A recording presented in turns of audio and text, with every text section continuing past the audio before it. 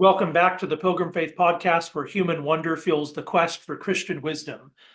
Dale and I are just delighted to join you today, me from Davenant House, where we have all our students for Davenant Hall. This is a really fun place and a really significant place to a lot of people.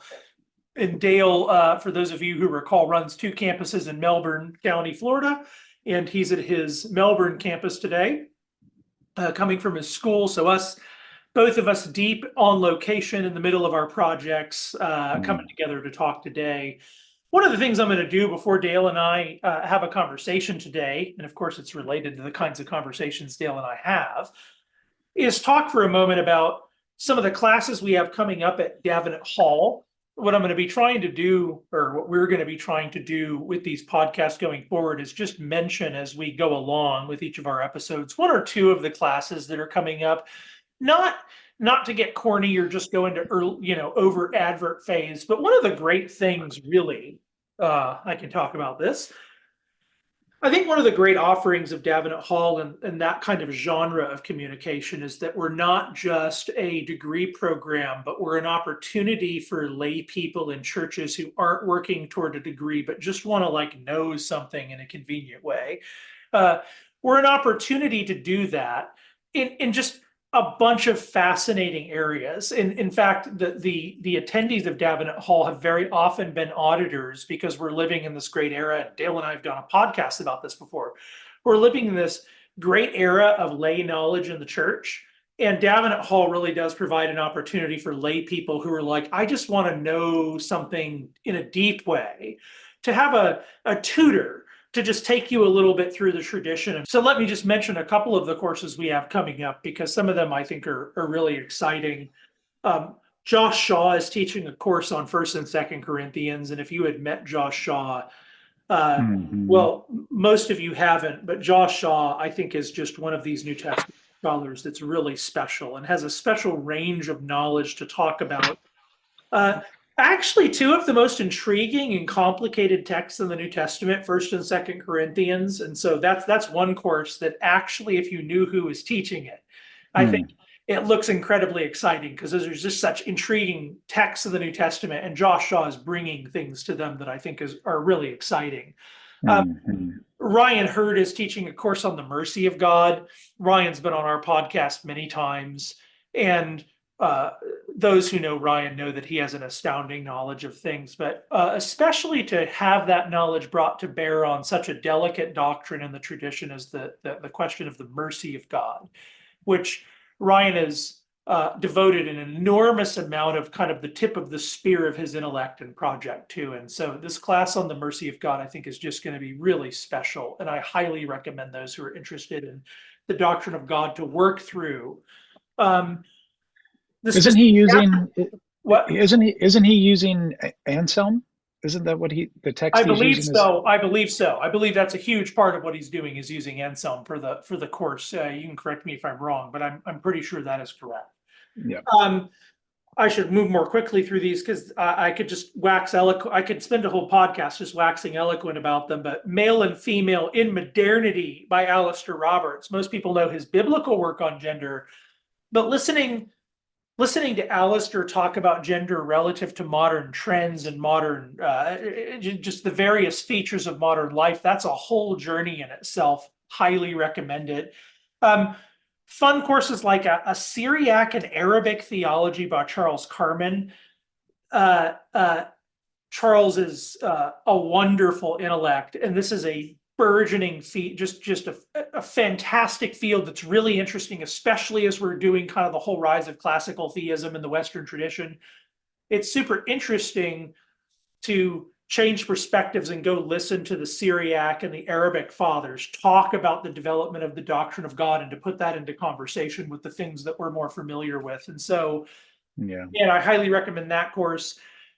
Jim Pachta is teaching counseling and moral theology for us. And there's probably no course I'm more excited for. Jim is a wonderfully talented counselor and has so many insights, especially for gender questions and these sorts of things in the modern world. He's been on the podcast as well before, but he's teaching a course on moral theology for all of us, and it's specifically a theology of counseling and for pastors or elders or just people who want to know how to counsel people in general life.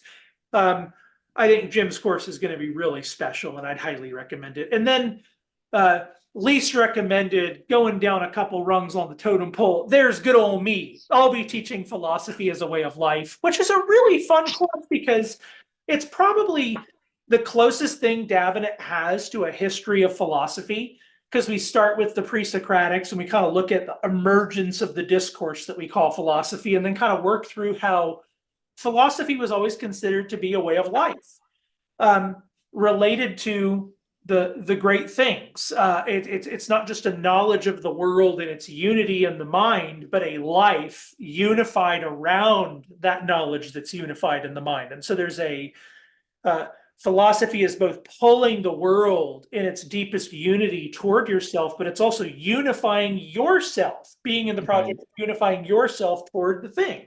And looking at how that's not enough. That's what's interesting about taking a kind of historical approach to philosophy as a way of life, is to see how that you can misinterpret what the unity of things is in the mind, and you can misinterpret how to unify yourself relative to the unity of things in the mind. And looking at the historical version of philosophy as a way of life is this great way to kind of get into the conversation of different approaches. And there are different approaches people have taken to philosophy, and the way of life fit into that philosophy. And there's a distinctive Christian approach. And so one of the things I really enjoy about that class is that you get to teach Jesus and Paul as characters in the history of philosophy. Those who are saying something unified about reality, and those who are saying something about a life ordered and unified around that reality. And that's a really good transition actually into what Dale and I have been talking about for the last week or two, which is, I think we've had some conversations floating around this theme of human excellence.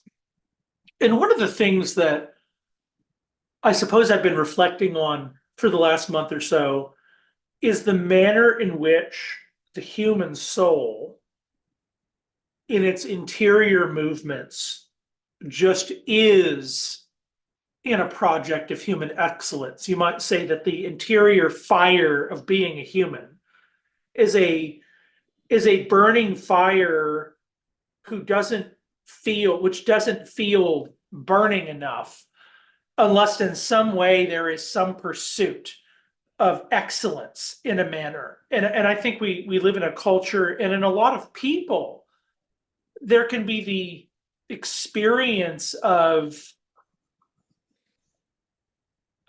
like you're not consciously motivated as such by the word excellence. I've heard a lot of people talk about excellence and give speeches about excellence in some way that felt a bit alienating to me. And it was like, I don't know. And maybe, this could be a problem with me, but it's like, I don't know that stated as a message reaches into the depths of my soul and motivates me. But then when you stare at the soul, when you stare at the stories that animate you, when you stare at the exemplars, in a sense, that put their hooks in you, there's something in the soul itself that is patterned after an end, a telos, that can only be achieved through the pursuit of excellence. And I think we'll talk about this in the conversation. The New Testament comes in and dialogues with that piece of the human soul, but it's interesting to recognize. It's an interesting piece of the soul to recognize.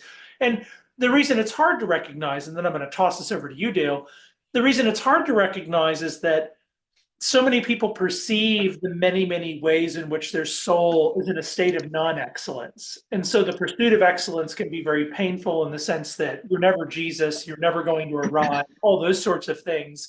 And yet you cannot fully unhook yourself from it as a motivational structure, because there's something in your soul that craves the pursuit of a thing, as it were. Right. And attending to whatever that is in yourself is a really important part of just being a healthy human in some ways. And so that'll set up, I think, many things we have to say about this idea. Yeah. I think, a couple first things to say are, number one, in our tradition, especially with Augustine and Thomas, what they have recognized is that everything is good. So creation is good, right? Um, and when we say that, we mean that we're really just mimicking or reciting what God said in Genesis after he creates, right? God saw what he made and he called it good. And that is a refrain you find throughout the creation narrative. And then man is very good. So everything is good. And then you have to account for sin. Well, what does sin do? And I like to, when I talk with my students about this, what I say to them is I start off with the definition of beauty, which the definition of beauty that I use is the shine of the essence of a thing. And then what sin does is it kind of dirties the essence of a thing. So to bring the essence of the thing into more prominence is to make it more beautiful. So, and I think the same works with the good. So when you look at a rose, the rose has thorns on it, and those are accidental to the nature of the rose, which is the rosiness, which you really would talk about in the stem and the flowers. And so I say, imagine a rose without the thorns. Imagine how much more beautiful and good that would be. And then you can look at all of creation through that lens. It's like, okay, everything here is good, but it has been, shattered a little bit in the way that we experience it because of the fall. But the soul is always, as Paul talks about in Acts chapter 17, groping toward God, and he is near to us because God is the highest good. So God donates being to things, and therefore they're good because they are. They're good because they exist. Existence is the highest good. God in his own self-existence is the highest good. But insofar as we participate in being, we are, all the things that are here, and they are good because they are here. So they all have a created order that has been in some way muddied or broken, whatever language you want to use, but you nevertheless are moving toward whatever that thing's essence is, or whatever the nature of that thing is, to uncover the way that it's supposed to be. And we call this teleology. So if I have a mound of clay and I'm trying to actualize the potential latent in the power of clay to make a bowl, then my desire is to make a good bowl. And when we miss that mark, which ironically is, kind of riffing off of, to miss the mark is to sin, then you are sinning in your art. It's not a moral sin, but you haven't missed the mark. And what you mean by that is the excellent, the highest good a bowl could potentially be given what it starts out as. So I know I'm kind of disjointed. Let me wrap it all up. Let me tie it all together by saying this. I think what you and I have been talking about in terms of the pursuit of excellence is a recognition in the soul that everything in the world is good because it has a particular end that we need to find out what that end is, and then summon out of that thing the fullness of its end. That is the pursuit of excellence. Given the nature of things, when you can make the essence of a thing shine more, you are bringing it, you're discovering its beauty and its goodness. And I think you just can't help but do that. That is just what we look for, which is why throughout the whole history of humanity, we have people writing about the ideal city, the ideal man. There's an ideal that everyone is naturally gravitating for because they are very good image bearers to try to discover how to bring out the full potential of all the things that are here. Right. Yeah. I think that's a really important point. And I think actually there's different personalities that react differently to this awareness. Like your awareness that there is an ideal city, there's an ideal family, there's an ideal way to be a human. There's an ideal set of habits, there's an ideal many things. And for some, the kind of conscious image of that is directly motivating. For some, the conscious image of that is actually quite crushing. because you feel Mm. the extreme distance, at least in some of those areas, maybe not all of those areas, but in some of those areas, especially if you're self-aware, right? You feel the extreme distance between whatever that is in yourself. Jesus is all of these things put together, and if everybody were Jesus, this is what that would look like. But Right. there's such an extreme distance between yourself and that image that motivation by excellence can kind of feel like, well, yeah, but why would I play that game? I'm so far from achieving that, and I'm never really going to achieve that, i.e., I'm never really going to be Jesus. And so Right. why would that be the thing to look at and to motivate you? And I think, nevertheless, as we were saying at the beginning, the human soul just is in a kind of metaphysically structural way, motivated by movement along the track of some kind of excellence, some orientation that is excellent. And so there's this question of if you're one of those persons that finds yourself kind of alienated from motivation by excellence with a nature nevertheless that is firing according to some stratum of excellence, how do you put those together? And I think Right. one of the things that's so fascinating about the New Testament, I think, is that it can put those languages together through its exhortation to humility, because it's the person who can't get over the privation. It's the person who can't get over their distance from the excellent excellence, as it were, um, which a lot of self-aware persons can't get over. Like if you see your flaws and you see them very deeply, um, then you can live in a headspace that and see the demand of the greatness of having a soul and see the delta between those two things. You can kind of get into the headspace of feeling like, well, because I can't be that thing, I might as well be nothing. Right. The only thing you can be. And I'm reminded here of the parable of the talents. The parable of the talents, I think, is quite profound on this spectrum, that there's the person with 10 talents and the person with 4 talents or 2 talents, and there's the person with 1 talent. And the person who feels like, okay, man, look at the spectrum in a sense between me and the ideal. Um, what can happen within that headspace is, why even try? Why even try to aim at excellence? Why even try? And this isn't the immediate application of the parable in a sense, extrapolating from the images, but you can. But it seems to me like there's a fitting application here, that there's a sense of like, if you feel that delta, or if you just are at that delta, you are at kind of the bottom of how much you have to give on a given day, or something like that. Uh, Right. that you can feel such a delta between you and the perfect, that the pride in you takes over, and it's like, well, if I can't be that thing, then like I'm not, there's no value in anything I do. And it's interesting in the parable of the talents, the exact language in the text, because it's like, I knew you were an exacting man.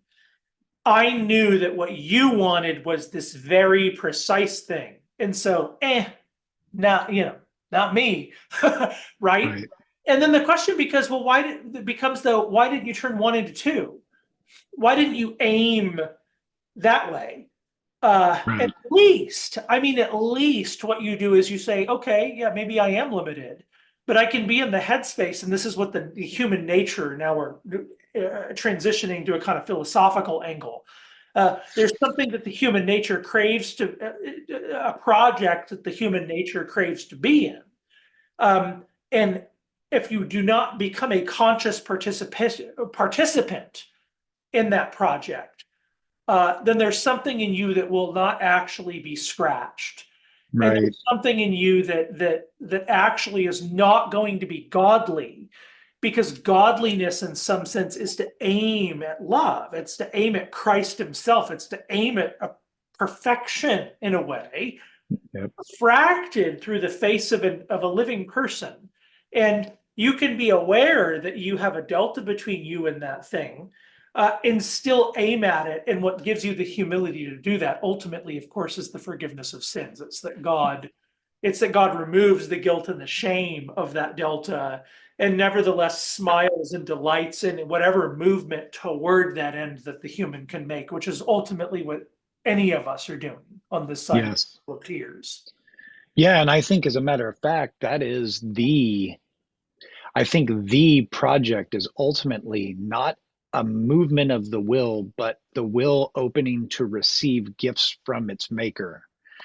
And I think that that's an important framing because oftentimes when we talk about achievement or excellence or the pursuit of the good, maybe what's going in our mind, and it's not wrong to think this way. Paul even uses this language in the New Testament when he talks about the metaphor of a race. Um, we kind of conceive of our pursuit of excellence as a movement, an intentional movement of the will towards something, and that's true. But I think like the very first step is just receiving something first, which is to your point, the forgiveness of God in Jesus Christ. It's the forgiving soul that then has this already not yet nature of glorified. So, in some sense, we are with God in the heavenly spaces, but we're not yet fully there. We are made perfect. We are simultaneously justified and sanctified. So, we're on our way to perfection, but we're already perfected in some way. And the way that theologians have tried to work that out, they're all just trying to put language to exactly what you and I are saying.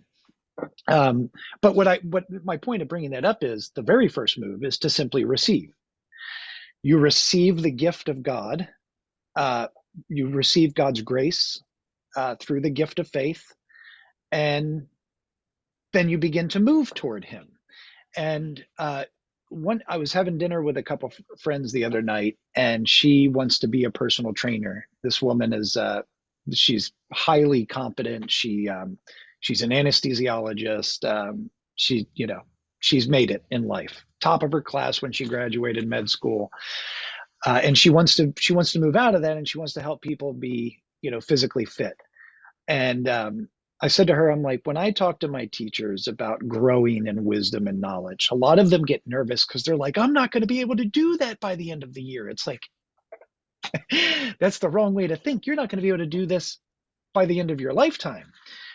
So millimeter movements, if you can think about the move toward the good, which you are naturally inclined to given your human nature, which is in some sense can't help but try to return back to its source, which is God, and you measure your success in terms of your current ability to move, then that takes a lot of the anxiety out of summoning up the power to achieve something that Yeah. you conceive of as good, which actually might not be the good. So then you end up chasing a phantom. You end up chasing to use Solomon's language in Ecclesiastes. You are grasping after the wind, because in a lot of ways that's what Solomon did. Wisest man to live, and he tried everything. I did this, I did this, I did this, I did this, and it was all a grasping after the wind. So this is like when you recognize the delta between where you are and the excellent life, the good life, to actualize your full potential that God has given you. And I really want to talk maybe at some point, Joe, about the distinction between, essence and subsistence, because I think that plays a role in this conversation. You and I were talking the other night. It's like when I move towards the excellence, given the powers that are unique to Dale, to manifest, to sort of pursue the excellence the way that I can pursue the excellence. It has to do with my unique form as a soul and a body, different from Joseph Minnick. And this really is where you're getting at with humility.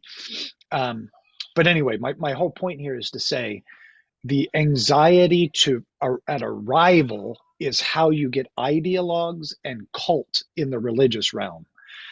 You do not, there's no assuming arrival, or there's no putting a timetable on arrival at excellence. You're just simply on the pilgrim's journey until you die. And if you're moving millimeters according to what you're called to be, then that's a win. That's like Yeah. moving into the good Yeah. life. One of the things we've talked about several times on this podcast is about the relationship between the gifts, this language in the New Testament on the gifts, and the relationship of that language to the language of the weak and the strong. Because again, you read these passages about like you who are strong bear with those who are weak, and it's kind of like who am I? And realistically, with very few exceptions, most Christians are both. Most Christians are the strong, and it's why the New Testament speaks, I think, sometimes in very general terms because it's so universally applicable. Um, uh, all of you are strong in some way. You have a measure of a thing that somebody does not have a measure of that thing, and all of you are weak in a way. And there's instructions to you in as much as you are strong, and there's in that is bear with those who are weak, and there's instructions to you in as much as you are weak. And uh, it seems to me that this provides a pathway, a very realistic pathway for humans who experience that sense of the delta. There's perfection. Here's where I am. But there can always be the idea of move through your gift, get enough outside of your head that you recognize one thing. You recognize the smallest thing in which you know how to move, and move through that. So if love is the universal end and all the things that are described in 1 Corinthians 13 that are just kind of absolute, and that's a way of stating what we're moving toward in its most universal aspect, your gifts are the particular style of movement that Right. God has distributed in the human race to move toward that end. And so there's a sensation, as it were. There's a sensation inside of you that you have access to orient you toward that more absolute and ultimate end, such that if you can get outside of your head enough and be humble and recognize I'm flawed, recognize I don't have all the things, I need other people, all of that, I can still be styled, as it were, toward the end of something excellent in such a way that my nature is relieved that, okay, we're on the train and we're going that way. And Yeah. that style of movement is actually it's a self-possession in a sense of one's own gifts. Yeah. And the recognition, even if you're one of those humans, and a lot of people are those humans, this is probably the average human experience where that limitation is enormous, and where that style of movement and those places of movement are often very small. This is where you have to go back to the widow's two mites, right? That the woman in the temple who's giving what looks to everybody else to be the smallest thing, in as much as she's moving through whatever she has, and I think you could apply that the spiritual principial aspect of this to the gifts, in as much as even if you have an unoppressive amount of whatever it is and you give it away and you actually give your life away through the things that you have to give away, the Lord sees that, and it might be that like you're actually more excellent in his eyes. Sure. In some Yeah. way you're hitting the mark in such a profound way, precisely because maybe you have a small, but you're giving it away more fully. Yeah. Yeah. That's good. I think also to just think very practically about this. Joe's class in Davenant Hall, Philosophy as a Way of Life, that resonates so deeply with me. Um, I don't know why. That comes naturally. When I think of philosophy, I think this is how, maybe because of my introduction to philosophy was as a layman, it was outside of any institution. I kind of had one tutor. But really, it was me reading a bunch of stuff that I didn't understand. But it was always the study of philosophy was always for the achievement of the good life. It was to live a good life, because to be wise, to possess wisdom, means that you are on the way, right? Um, so here's something that I've been thinking about recently. Okay, if we say the job of humanity is to discover the nature and therefore the ends of things, including ourselves and everything else around us, then in the project of movement toward excellence, perhaps the easiest and in some ways the hardest, but certainly among the first movements, should be to look at things around you to see if you can discern what they are and what their purpose is, what their ends are. What and you know, that could be in things that are very obvious, like trees, but even the inquiry into a tree, it's like, well, what's the end of a tree? It's to produce, I mean, what is it, right? So you'd have to answer that question. But it accomplishes, even if we say, well, I don't know if I can say there's one end to a tree, but maybe there's 20 that I can think of. Well, it's like good, because now what you do is you get your mind in the habit of appreciating everything, which we already said was good. And if the mind is in the habit of interpreting everything as good, as something that I should pay attention to in order to discover its nature and purpose, then you're priming the soul, so to speak, to appreciate the maker of all of those things. In his wisdom, God has made manifold good nodal points that function to propel my mind up to him to say thank you for these things, right? Which just creates a habit of thanksgiving, which is just worship.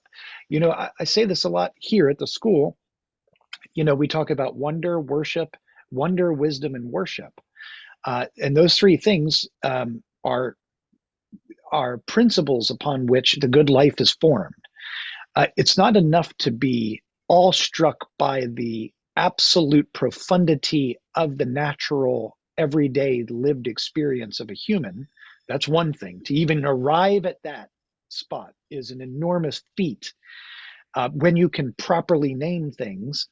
But then that gives you wisdom. In other words, navigating the patterns that you've detected in reality according to the nature of the things that you've looked at. That doesn't end there. It needs to cash out in worship, which is a thanksgiving. If you do, and here's what I have experienced. I'm certainly not trying to give anyone a formula, but what I have experienced is then it's like I can pursue excellence from a seat of calm, from a peace that comes from God that passes understanding, because you're tapped into God by constant communion via prayer and thanksgiving, meditation. So now it's like, okay, I'm on the path, and my destiny is absolute excellence. And I don't need to sort of run out and accomplish all the things immediately to feel satisfaction. I can feel satisfaction now by just knowing and creating small habits in this way, right?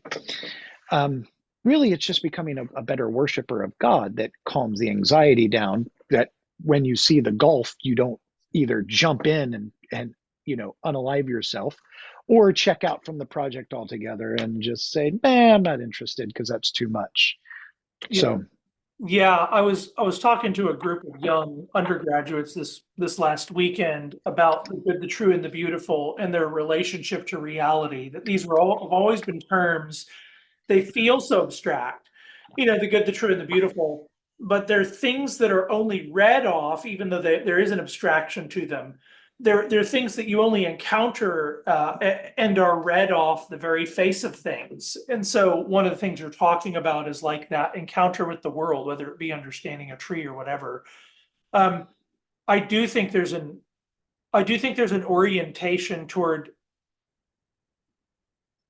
the reality.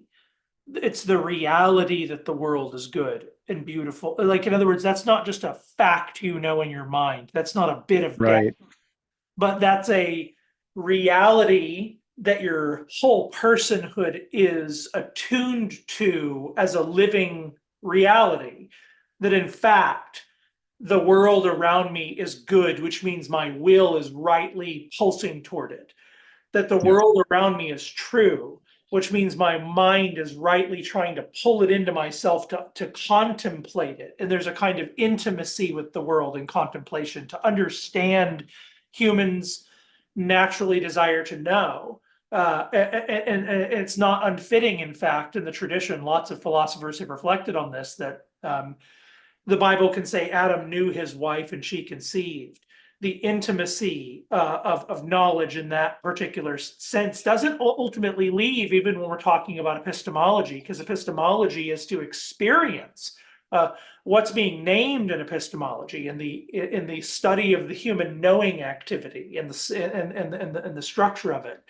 What's being named in epistemology is the most intimate union that occurs in our experience between ourselves and the world, where we pull into ourselves the world outside of ourselves and are related to it in the mind. There's a fullness, and that's not just knowing data. That's being uh, uh, to extend the metaphor, as it were, that's being naked to the inner intelligible shape of things in the world to ourselves. Yeah. That's what it means to know in the tradition. But the first movement, as well, in the tradition, you talk about the shine of a thing, what is beauty, is that just the encounter in the tradition. A lot of times, the way beauty is named is the encounter with the thing that's not me. It's just the shine of being is just the infant's, the toddler's encounter with an object before the quantum wave collapse, where I go out and get a thing and stick it in my mouth. That's the will. Like, what is this thing? And infants like stick it in their mouth because they're just trying to interact with it. Or the movement of knowing a thing. That's not me going out and getting something, but pulling that thing into the intimacy of my interior space. There's this interesting moment of beauty, which is just the encounter with a thing in itself. It's a pleasure in itself, which is why infants, when they encounter a new thing, are like, oh, like, whoa. Right. And the soul, in a sense, the rightly oriented soul, getting outside of our heads. And there's so many habits that shove us back into our heads, but the rightly oriented soul getting out of our heads is a soul that is open to the encounter with things, such that pulls you. That's the world itself, in a sense, pulls you into itself, rather than you being locked, as it were, inside of your own the labyrinthine, circuitous game of the interior self, when it's not engaged with the world and in conversation and in a project with the world. Yeah, I think really that's very well said. And really, I think what we're saying here in some broad sense is the reciprocity. Creation functions as, kind of springboards up to consider the maker, right? So all creation for everyone ever looking at creation has cast the mind higher to see from whence does all this come, right? Okay, so if creation functions that way, then the consideration of creation, the careful consideration of the world, bringing the world in, but also being taken into the world, helps us to praise and thank God, the Maker. And then the more we do that, the more we know ourselves. And then the more we know ourselves, we larger chunks of us are pulled back into the world, and then therefore into God, and we know God more, and then we know ourselves more. And this is what it means, I think, really, when we talk about the pursuit of excellence. We're talking about arriving in glory. That's what we're talking about. The actualization of all potential things according to their nature being fully actualized. The actualization of all the potential in all of things is maxed out. It's fully actualized. So then, if we can look at the world that way, which then springboards the mind up to God, then God is the source from where we can know more of ourselves, and so on and so forth. So I'm repeating myself. It's just a different way to say this reciprocity between God and ourselves, knowledge of God and knowledge of self, is the way that you can figure out your particular vocations and your particular potential that should be aimed at doing this excellently, right? Or doing that excellently. And I think we're using them in two different ways. In one way, is the pursuit of the excellent is the pursuit of God. And in another way, to pursue excellence is to do something well. And that means you're doing something, you're interacting with the world according to the way the world is. You're not maligning the world, but you're working harmoniously with the world to bring about some desired end, which is ultimately good, right? Yes, brother. Well, this has been an excellent conversation. Thank you, Joe. As always, you can find our previous episodes on the Davenant Institute YouTube page. You can also find us on any podcast medium that you'd like. We're also, you can find us on Spotify. So check out our previous episodes, and please like and subscribe and share this if you find it helpful. But until next time, I love you, brother. Love you, man. And we'll see you all next time. See ya.